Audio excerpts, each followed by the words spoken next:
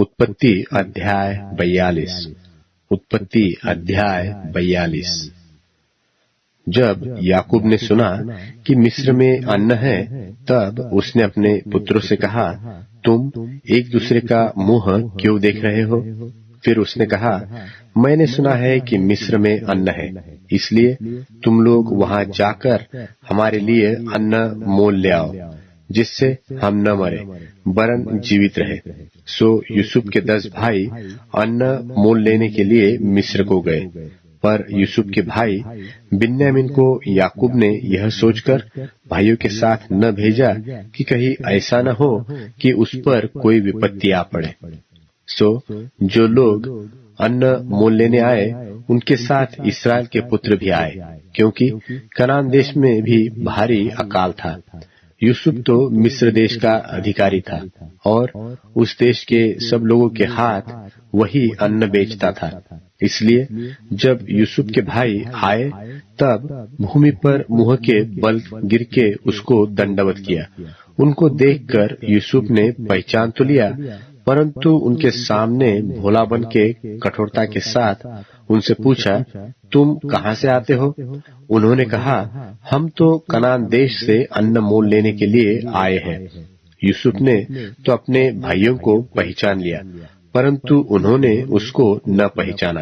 तब यूसुफ अपने उन सपनों को स्मरण करके जो उसने उनके विषय में देखे थे, उनसे कहने लगा, तुम भेदिए हो, इस देश की दुर्दशा को देखने के लिए आए हो।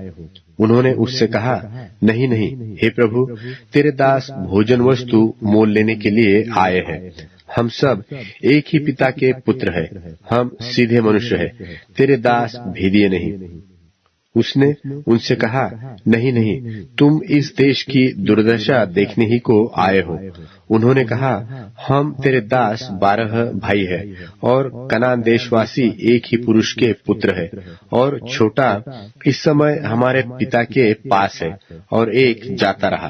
तब यूसुफ ने उनसे कहा, मैंने तो तुमसे कह दिया कि तुम भेदिए हो, सो इस रीति से तुम परखे जाओगे। फिरौन के जीवन की शपथ, जब तक तुम्हारा छोटा भाई यहाँ न आए, तब तक तुम यहाँ से न निकलने पाओगे। सो अपने में से एक को भेज दो कि वह तुम्हारे भाई को ले आए, और तुम लोग बंधुआई में रहोगे। इस प्रकार तुम्हारी बातें परखी जाएगी कि तुम में सच्चाई है कि नहीं। यदि सच्चे न ठहरे, तब तो फिरौन के जीवन की शपथ तुम निश्चय ही भेदिए समझे जाओगे। तब उसने उनको 3 दिन तक बंदी गृह में रखा। तीसरे दिन यूसुफ ने उनसे कहा, एक काम करो, तब जीवित रहोगे, क्योंकि मैं परमेश्वर का भय मानता हूँ। यदि तुम सीधे पुरुष हो, तो तुम सब भाइयों में से एक जन इस बंदी गृह में बंधुआ रहे, और तुम अपने घर वालों की भूख बुझाने के लिए अन्न ले जाओ, और अपने छोटे भाई को मेरे पास ले आओ। इस प्रकार तुम्हारी बातें सच्ची ठहरेगी और तुम मार डाले न जाओगे। तब उन्होंने वैसा ही किया।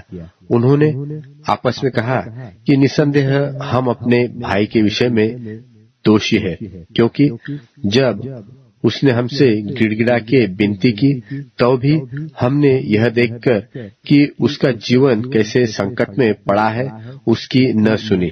इस कारण हम भी अब इस संकट में पड़े हैं। रूबेन ने उससे कहा, क्या मैंने तुझसे न कहा था कि लड़के के अपराधी मत बनो?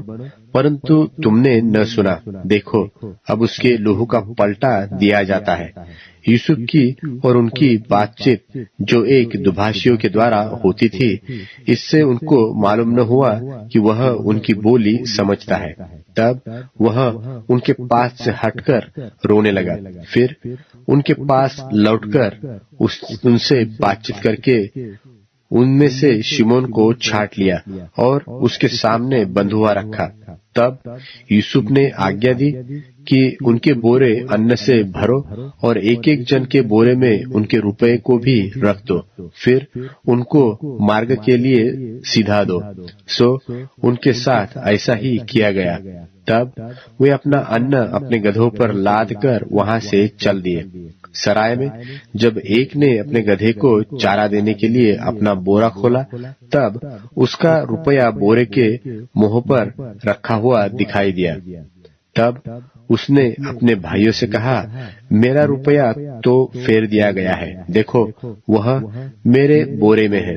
तब उनके जी में जी न रहा और वे एक दूसरे की ओर भय से ताकने लगे और बोले, परमेश्वर ने यह हमसे क्या किया है? और वे कनान देश में अपने पिता याकूब के पास आए और अपना सारा वृत्तांत उससे इस प्रकार वर्णन किया कि जो पुरुष उस देश का स्वामी है उसने हमसे कठोरता के साथ बातें की और हमको देश के भेदिए कहा। तब हमने उससे कहा, हम सीधे लोग हैं, भेदिए नहीं। हम 12 भाई एक ही पिता के पुत्र हैं। एक तो जाता रहा, परंतु छोटा इस समय कनान देश में हमारे पिता के पास है। तब उस पुरुष ने, जो उस देश का स्वामी है, हमसे कहा, इससे मालूम हो जाएगा कि तुम सीधे मनुष्य हो। तुम अपने में से एक को मेरे पास छोड़ के अपने घर वालों की भूख बुझाने के लिए कुछ ले जाओ और अपने छोटे भाई को मेरे पास ले आओ।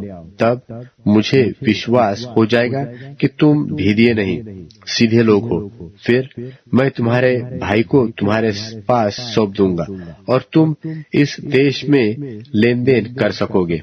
यह कहकर वे अपने अपने बोरे से अन्न निकालने लगे। तब क्या देखा कि एक एक जन के रुपए की थैली उसी के बोरे में रखी है।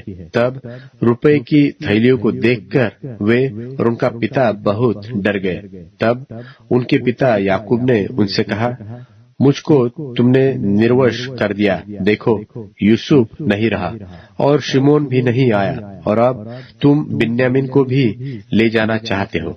ये सब विपत्तियां मेरे ऊपर आ पड़ी है। रूबेन ने अपने पिता से कहा, यदि मैं उसको तेरे पास न लाऊं तो मेरे दोनों पुत्रों को मार डालना। तू उसको मेरे हाथ में सौंप दे, मैं उसे तेरे पास फिर पहुंचा दूंगा। उसने कहा, मेरा पुत्र तुम्हारे संग न जाएगा, क्योंकि उसका भाई मर गया है और वह अब अकेला रह गया।